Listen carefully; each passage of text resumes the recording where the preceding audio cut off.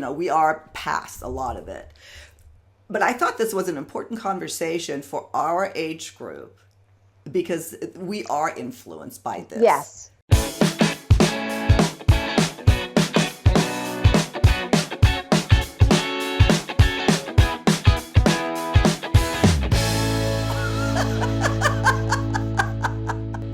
Thank you so much for joining us today on Second Act TV. I want to welcome Treva Brandon Scharf back to Second Act, the dating coach, life coach, author extraordinaire, podcast host, and my good friend. I don't have room for all that on your title card. Treva, thanks for joining me again. Thank you so much. I love being here. As you know, I love you. Let's just get married already, okay? Let's just make it official. Not that there's anything wrong with that. Come on, it's never been a better time. Oh, that's funny. Treva, you and I, we just finished a segment on flirting. I'm going to link to that. And I read this conversation today when I was reading up on flirting and stuff like that. I came across an article that just blew me away. And I had forgotten about this. But there was a book called The Rules, Time-Tested Secrets for Capturing the Heart of Mr. Right. It was published in 1995. It was an immediate bestseller. Oprah even, I think she promoted it. I'm not sure exactly what her stance was. Point is, we talk a lot about finding love on the channel, on dating, starting a relationship, how, what men really want. And then I read this and it's like, oh my gosh, it's no wonder so many women of our generation are screwed up and have trouble dating because this was the influence that was captured. Yeah, Do you remember the book? Do you remember that? Yeah. I did not read it because at the time I didn't need any help. I think I was in my mid-30s. No, I didn't read it, but I've read excerpts. Yeah. And it is slightly horrifying for this day and age. Yeah. I want to go over some specific ones. One is just kind of funny. But two, let's look at, is this something that has influenced you? And this is for both men and women. Did you experience this? Did you do this? Because, again, some of it is terrifying. Here's one of the, don't be funny. That be feminine. Don't tell sarcastic jokes. Don't be loud. That's just turns men off. You want to just sit there with your legs crossed and smile.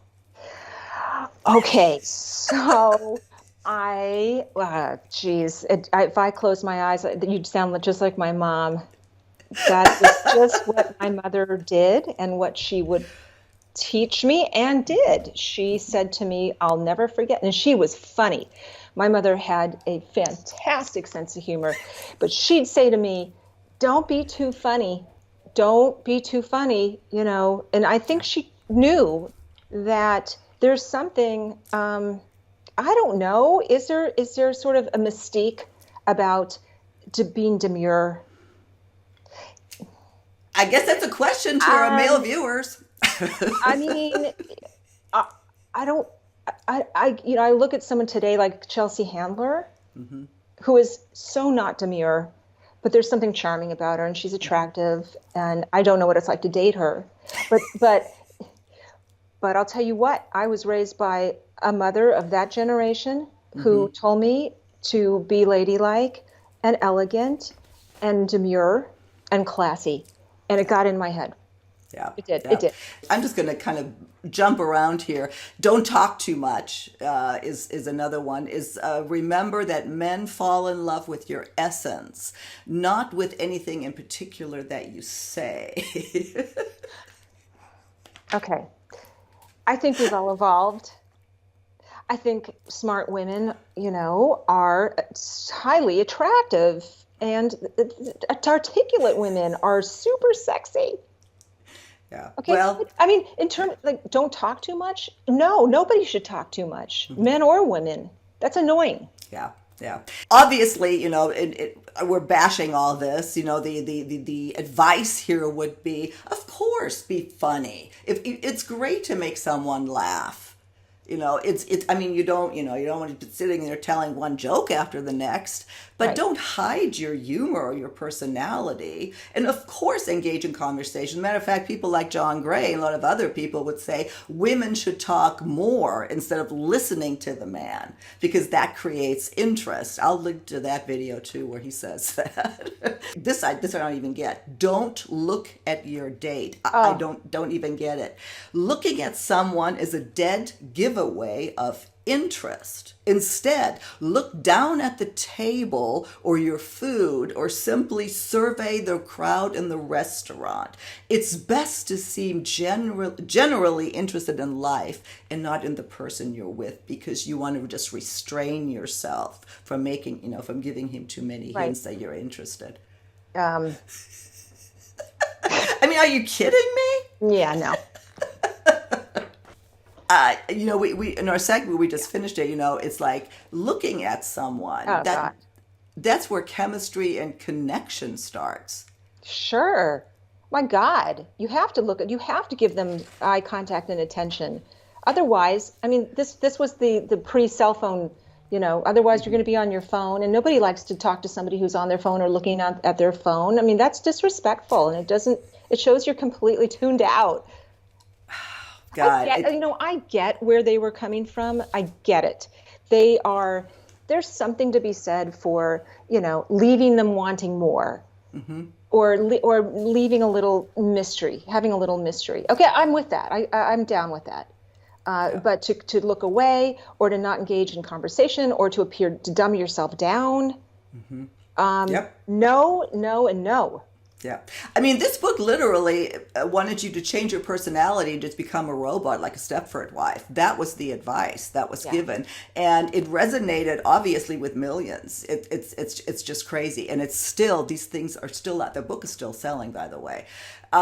This is just horrible. Appreciate when your man gets angry. Don't be surprised if the man you're dating gets very angry when you kiss him goodnight in the lobby at the end of your second date and you don't invite him up for a drink. He has probably been spoiled by other women who slept with him on the first or second date, and now he feels he's being denied. But don't worry. Anger indicates interest, and you might be surprised he'll call you again. Yeah, that's just a terrible message. That's dangerous. It's really dangerous. And I think we all know better than that. I mean, come on. If men can't even approach women these days without fear, can you imagine a guy stomping his feet, in a lobby, because he's not kissed goodnight or invited up? I mean, that's just insanity. Treva, what it made me think is like, where would this even come from, and how did this resonate with so many women, or that this was okay? I mean, hopefully we're past anything like that. I think it's so horrifying because it's so sexist, and we can't believe that women wrote it. I mean, it's so sexist. It sounds like male patriarchy out of control. It sounds like the male patriarchy wrote this.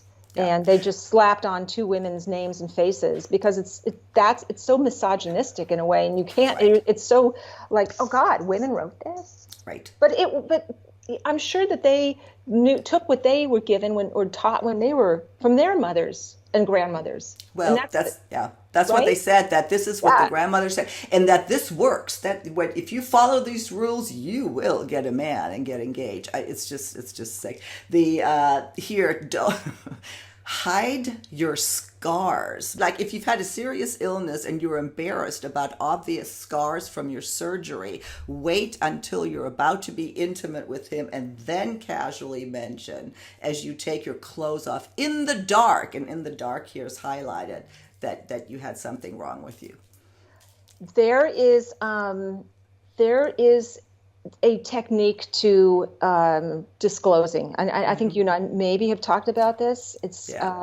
There's a real kind of like art and a way to finesse telling your truth in a way that is not TMI, or that's not, too much or overloading, but being able to express your honest truth, right? Without scaring someone away. And those kinds of things do require some time and some finesse. Yeah. When to have those conversations. I get that. I don't think you should. I think it's just like an onion. You peel, it'll peel, Right. you know, as you go on, as you go, right? Yeah. Establish trust. Yeah. And by that point, someone will have gotten to know your soul. Yeah. So that whatever physical or health issues that you have will be not so horrific, nor that they should never be. I mean, they're part of who you are, right? Right. Well, what just struck me when I read this was that this just says if you have a scar, if you have a flaw, there's something wrong with you. You're not marriage material. You're not. Nobody's going to want you. I get so angry every time I see this again, because stuff like that sticks with you. So if any women are listening, if this resonates, please throw that out. I mean, it's horrible. Here is another one that I certainly break. Don't initiate sex, even if you want it badly.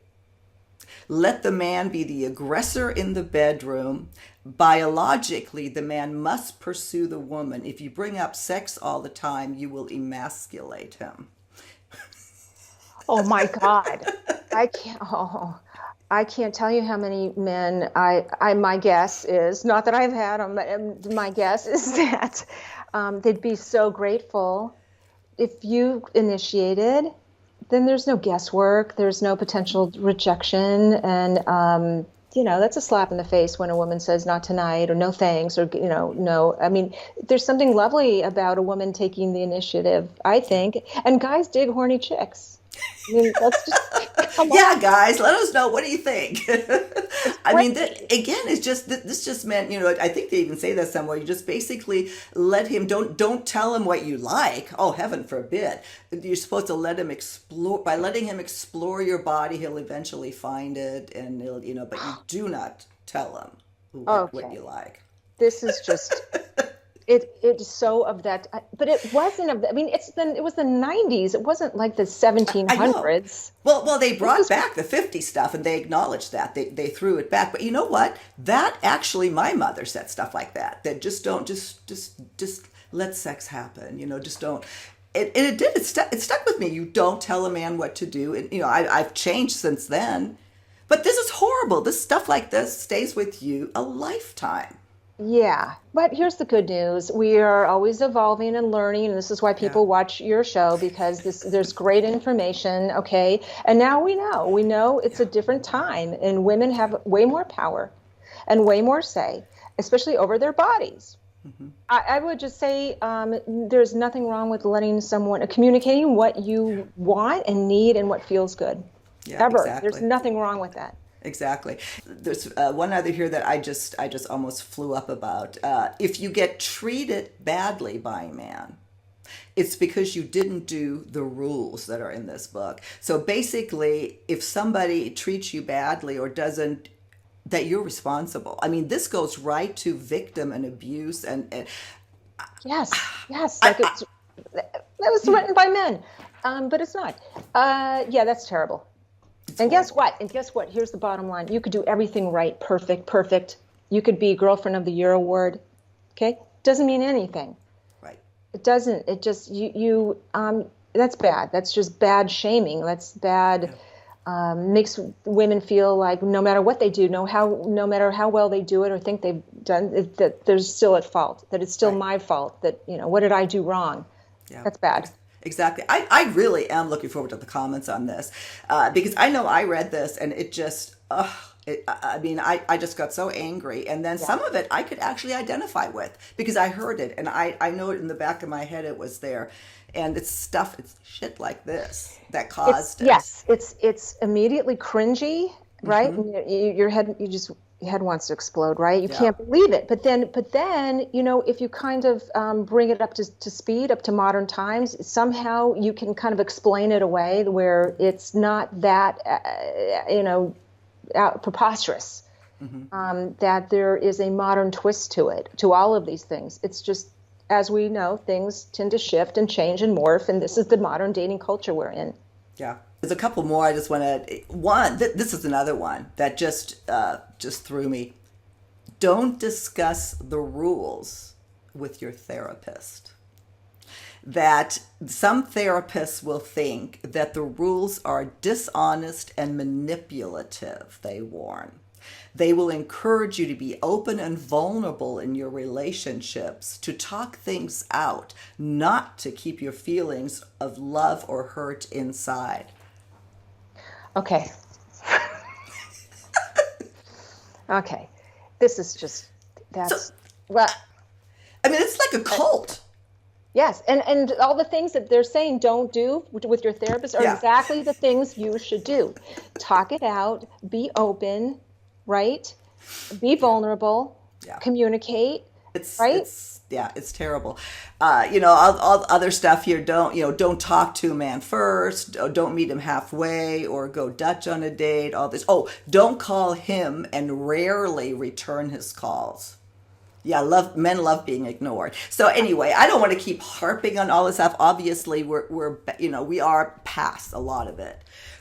But I thought this was an important conversation for our age group because we are influenced by this. Yes. Well, here's what this is what makes it good being our age is that we people who are single have straddled both worlds. We have one foot in the boomer generation, right? And then we have one foot in this modern dating world.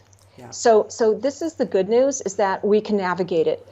We have experience, and then we have just enough progressive kind of forward thinking to balance it out.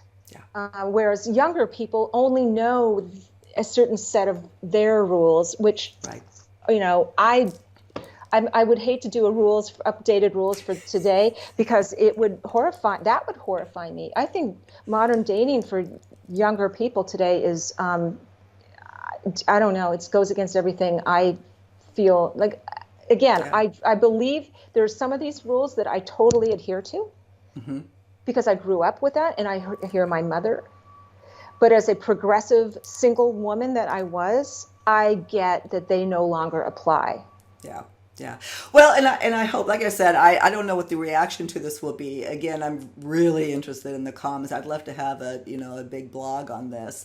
But if it does resonate, you have some work to do and know there isn't anything, wrong with you. And maybe this hurts both men and women. I mean, if women actually do this advice, the woman that the man gets is Stepford wife or something other than what she really is. It's horrible. I'm going to link to this. I'm also going to both articles that wrote about this. They're really well written. So hopefully, you get more out of it than what we discussed here. Treva, is there anything else that you want to add before we close out this segment?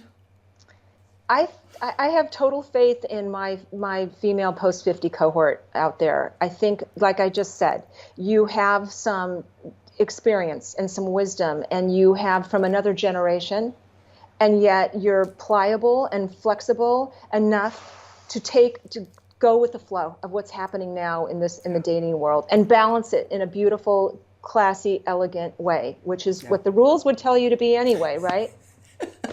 Exactly. Treva, thank you. We'll, as usual, link to all of your information, to your website, to your podcast, Done Being Single with Treva and Robbie. Yeah. And then, of course, you have a book coming out. I can't wait till that comes out. We'll talk about that on another segment. So thank you again for your time, Treva, and I'll see you again soon on Second Act TV.